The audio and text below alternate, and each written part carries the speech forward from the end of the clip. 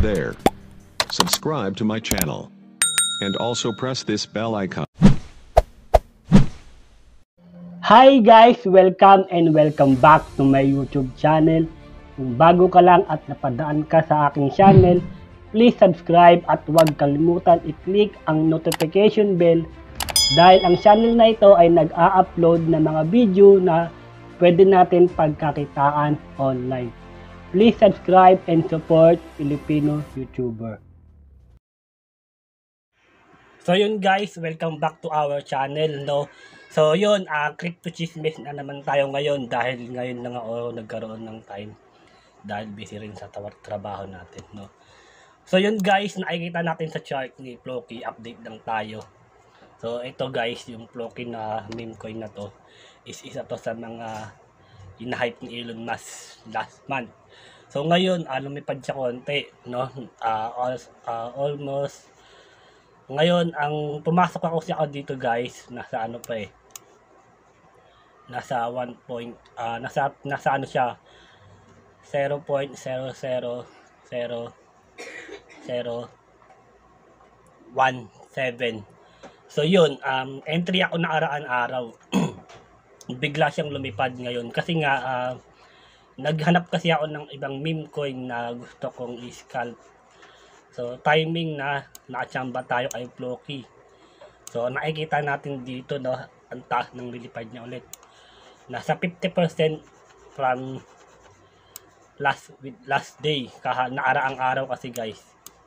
Bigla siyang bagsak. Ngayon nag-update, nagkaroon ng announcement si Floki sa kanyang official Twitter. So ito guys ang kanyang announcement, no. So ito, puntahan niyo yung official Twitter ni Floki para maging updated kayo sa kanyang So nakipag-partner siya sa kilalang browser, no. Ito rin guys, meron pa siya ditong in-upgrade na na project, utility pala, sorry. So yun, medyo hype siya ngayon guys. So ayan, siyempre listed din to sa Binance guys. Alam naman natin yan na nalisto sa Binance. So ito guys, puntahan natin dito. So yun, hinipe din pala siya ng Coindesk. Kilala natin si Coindesk, isang crypto journalist, no. So hinipe pala siya nakaraang October 18. Nagkaroon siya ng new utility guys. So ayun, sa mga nagtatanong sa akin kung maganda ba hawakan si Floki or i-hold for the next bull run. Actually guys, para sa akin, ngayon wag ka muna mag-entry kasi nga baka maipit ka pa pagka bumagsak yan. So ngayon guys, kung naka-entry ka na, swerte mo kung naaraang araw kung naka-entry ka. Pero ngayon guys, wag ka muna mag-entry dahil baka maipit ka at maka-hold ka lang ng wala sa oras. Pero kung gusto mo talaga mag-entry at target mo pang bull market o pang long run, pang hold talaga, pwede ka naman mag-entry guys. Ipasok mo sa staking. Ako kasi yung discard ko ngayon ay scalping muna. Scalping muna ako ngayon.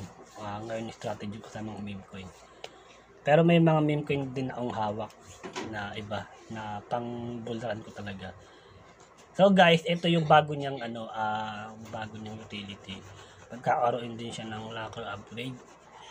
Nagkaroon siya ng 14 EVM compatible. So guys, 14 Ethereum blockchain mechanism. 14 yun guys, napakadami nun. Kung sa isang meme coin is lilipad talaga yan na bull run. So guys, pwede nyo rin i-research ang Floki, iba't ibang mga iba't ibang mga utility niya. Alam ko kasi may utility to guys eh. Search natin utility ng meme coin. Anong Floki, sorry. Floki. Alam ko, nakita ko na to guys. May nakita ko sa ibang social media na na partner niya guys, Floki Crypto.